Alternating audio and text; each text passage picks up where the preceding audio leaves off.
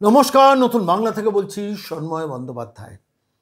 আমাদের হাতে একটা চিঠি এসছে, যে চিঠিটা নিয়ে আপনাদের কাছে এলাম। পরিষ্কারভাবে সোশ্যাল মিডিয়াতে ভাইরাল হয়েছে, সমস্ত রাজনৈতিক নেতারা সেটা নিয়ে পোস্ট করছেন, এবং অবশ্যই government of West Bengal, department of disaster management and civil service, তারিখ 17ই সেপ্টেম্বর 2024। সেই চিঠিটা নিয়ে আজকের এই প্রতিবেদনে এলাম এবং সরাসরি গিয়েছিলাম সজল ঘোষ। তিনি তো স্পষ্টতই বললেন এই বন্যা ম্যানমেড নয়, এই বন্যা হচ্ছে বেসিক্যালি উন্মাদ। কি প্রসঙ্গে বললেন, কাকে লক্ষ্য করে বললেন, কেন বললেন, সেটা সজলবাবুর বক্তব্যে আপনাদের শোনাবো। কিন্তু মূল বিষয়টা কি, যে বারবার ডিবিসির দিকে আঙুলটা ঘুরিয়ে দিয়ে রাজ্যের মুখ্যমন্ত্রী কি চাইছেন? আর.জি. কর কাণ্ডে যে তথ্য লোপাট, এভিডেন্স ট্যাম্পারিং করা এবং তথ্য অল্টার করার প্রশ্নটাও এখন নতুন করে উঠে এলো গতকাল, সেটার দিক থেকে মুখটা ঘোরানোর জন্য বন্যা পীড়িত মানুষের ত্রাণের থেকেও অনেক বেশি এসেনশিয়াল ছিল ডিবিসির দিকে আঙুলটা তাক করে দেওয়া। একটু খেয়াল করে দেখুন, প্রথমে ঝাড়খণ্ড সরকার সম্বন্ধে মৃদু কথা বলেও আলটিমেটলি ব্যাপারটাকে দিল্লির দিকে ঘুরিয়ে দেওয়া।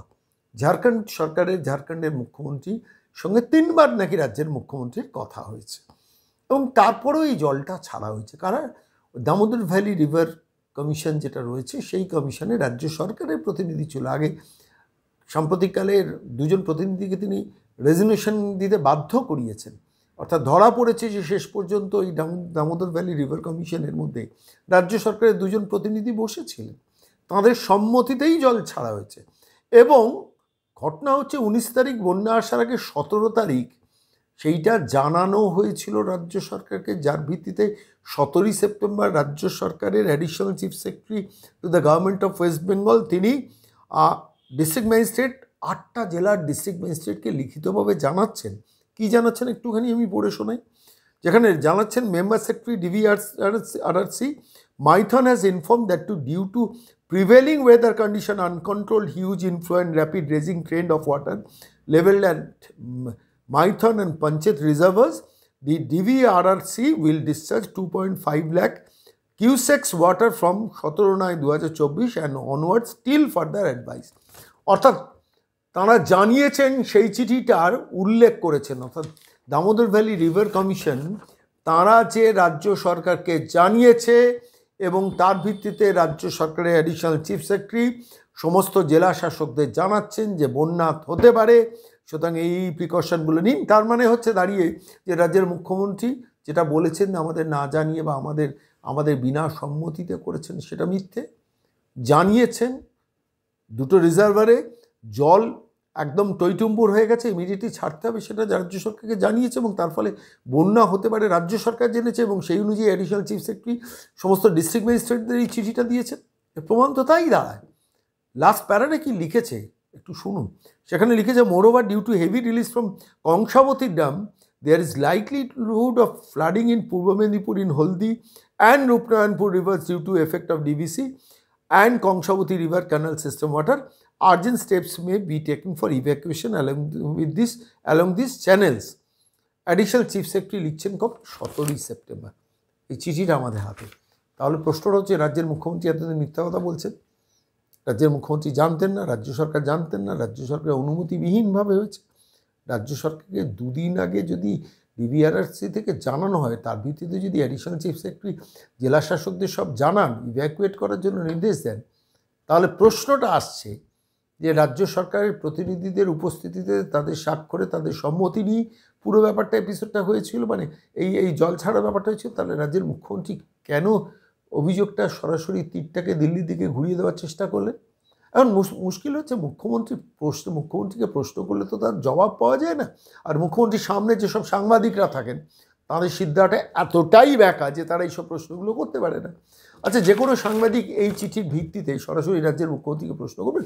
আপনারা তো জানতেন 17 তারিখের আগে DVRRC জানিয়েছে আপনাদের, এবং আপনাদের সদস্যদের উপস্থিতিতে গৃহীত সিদ্ধান্তের ভিত্তিতে জানিয়েছে।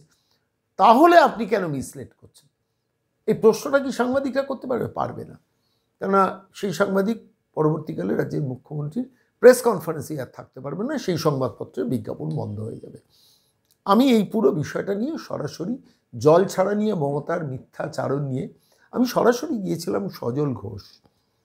পুজো নিয়ে তিনি ব্যস্ত, কিন্তু তার মধ্যেও আমাদের নতুন বাংলাকে কিছুটা সময় দিলেন, আমি এই সমস্ত বিষয়টার ব্যাখ্যা তার কাছ থেকে চেয়েছিলাম। কি বলেছেন সজল ঘোষ আমাদের প্রশ্নের উত্তরে, এবং রাজ্যের মুখ্যমন্ত্রী যে সত্য গোপন করছেন, তথ্য গোপন করছেন শুধু না, এই চিঠিটা যা বলছে সেটা রাজ্যের মুখ্যমন্ত্রীকে অসত্য প্রমাণিত করে দিচ্ছে। কি বললেন সজল ঘোষ, শুনুন। নমস্কার, সজল সন্ময় বলছি। হ্যাঁ দাদা নমস্কার, বলুন। হ্যাঁ, বলছি ডিভিসি নিয়ে মমতা বন্দ্যোপাধ্যায় যে প্রকাশ্যে মিথ্যা কথা বলেছেন, সেটা সম্প্রতি একটি চিঠি প্রকাশ্যে ভাইরাল হয়েছে। Government of West Bengal, department of disaster management, civil ডিফেন্সের ব্যানারে আন্ডারে, from the additional chief secretary to the government of West Bengal to the district magistrate, 8টা জেলাকে অ্যাড্রেস করা, নিচে অ্যাডিশনাল চিফ সেক্রেটারি সই এবং নিচে সিনিয়র স্পেশাল সেক্রেটারি সই, যেখানে প্রথম প্যারাগ্রাফের জাস্ট 2টো লাইন পড়ে শোনাই। Member secretary DVRC Maithon has informed that due to prevailing weather condition, uncontrolled huge inflow and rapid rising trend of water level at Maithon and Panchayat reservoirs, the DVRRC will discharge 2.5 lakh cusecs water from 17/24 and onwards till further advice. মানে এবং flood হবে সেটা পর্যন্ত উল্লেখ করেছে, সেইভাবে তোমরা ব্যবস্থা নাও। তো যারা দুদিন আগে নিজের ডিপার্টমেন্টগুলোকে চিঠি দেয়, এটা যদি এই চিঠি সত্যি হয়, এবং এই চিঠিটা সমস্ত রাজনৈতিক নেতারা পোস্ট করেছেন, সুকান্তবাবু থেকে অধীরবাবু সবাই পোস্ট করেছেন, এবং আনন্দবাজার অনলাইন তার রিপোর্ট করেছে রিপোর্টটা।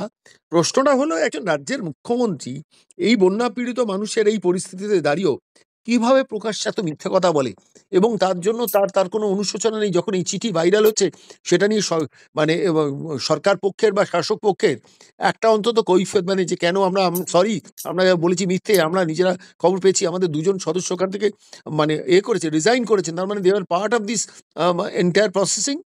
আজকে বন্যা হয়ে যাওয়ার পর দৃষ্টি ঘোরানোর চেষ্টা, কি বলবে? দাদা আমি একটা কথা আপনাকে জিজ্ঞাসা করবো পাল্টা। হ্যাঁ, সেটা হচ্ছে আপনি সংবাদ মাধ্যমের সাথে বা সাংবাদিকতার সাথে এবং রাজনীতির সাথে কতদিন জড়িত? আমার প্রায় 3.5 দশক রাজনীতির সঙ্গে, এবং লেখালেখি সাংবাদিকতা গত 10 বছর ধরে। 10 বছর ধরে।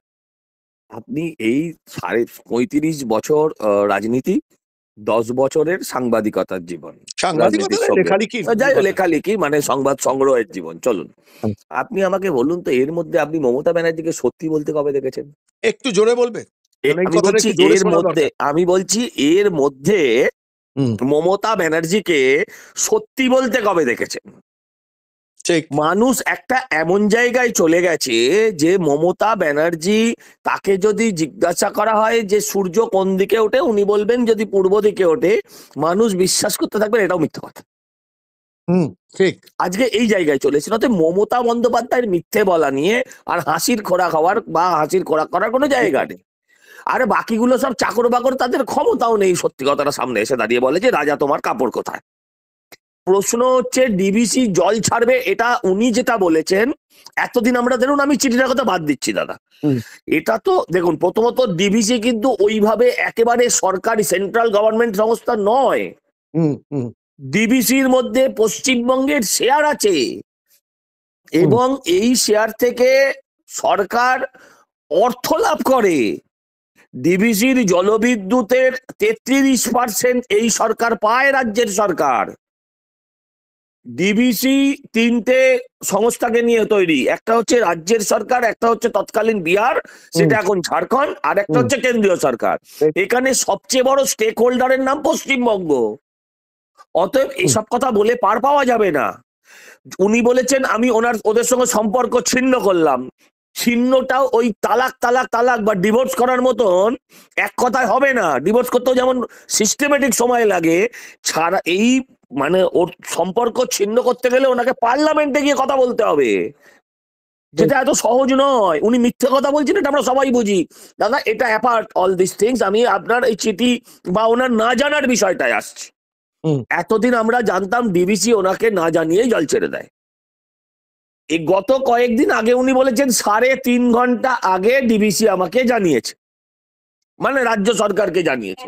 আমার বক্তব্য হচ্ছে 3.5 ঘন্টা আগে যখন জানতে পেরেছেন উনি, তো উনি তো গিয়ে বাঁধের ওপর আরুনির মতন শুয়ে পড়তে পারতেন, তাহলে তার ডিভিসি জল ছাড়তে পারতো না।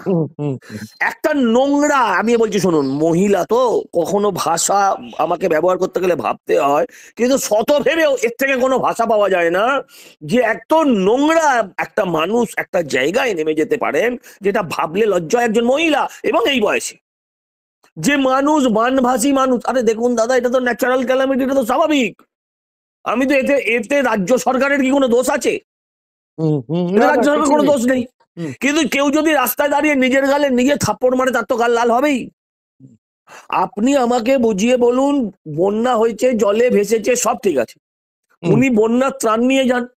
এই এক রাস মিথ্যে কথার আড়ালে উনি একটা সম্পূর্ণ অন্য আঙ্গিকে রাজনীতিটাকে নিয়ে চলে গেলেন। ওনার দুটো কারণ হতে পারে। এক হচ্ছে এই যে আপনার প্রতিদিন এই অভয়াকে নিয়ে যে আন্দোলনটা চলছে পশ্চিমবঙ্গে, এটার থেকে উনি মানে খুব বুদ্ধি করে ডাইভার্ট করার চেষ্টা করলেন, অথবা একেবারে নির্বুদ্ধিতার পরিচয়। মানে ডাইভার্ট করার চেষ্টাটা কি, যে আমার পেটে ব্যথা হচ্ছে, পেটে ভীষণ ব্যথা হচ্ছে, তাই আমি কি করব, পেটের ব্যথা সহ্য করতে পারছি না, তাই আমি একটু গায়ে ছ্যাঁকা দিলাম। মানে মানুষের এবার যন্ত্রণার থেকে জ্বালায় চলে গেলাম মানুষ। আপনি এই ধরনের বন্যা হয়েছে, পরিস্থিতি খারাপ হয়েছে, আপনি নৌকো করে যান, আপনি সেখানে ফটোশুট করুন, আপনি দুটো চালের বস্তা দিন, এগুলো করতে পারতেন। উনি অকারণ কিছু বিতর্কের অবতারণা করলেন, যেটা সর্বৈব মিথ্যা। আমি বলবো তো ডিবিসি কেন প্রেস করছে না এখনো? আমি যতদূর জানি সেটা হচ্ছে 6 ঘন্টা 3 ঘন্টা এরকম লেভেলে ফাইনালি জানাতে থাকে জল ছাড়ার আগে।